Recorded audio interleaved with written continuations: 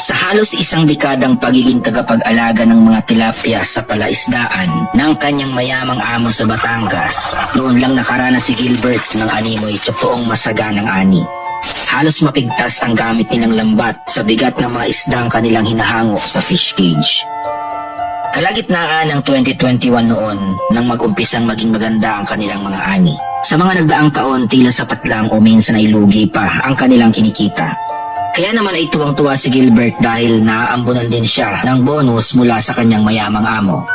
Ang kanyang amo ay isang pulis, hindi naman kataasan ng ranggo ngunit maraming ari-arian at negosyo. Kasama na rito ang lotto outlets, pwesto sa palengke, sabungan, delivery ng live tilapia sa mga karatig bayan at iba pa.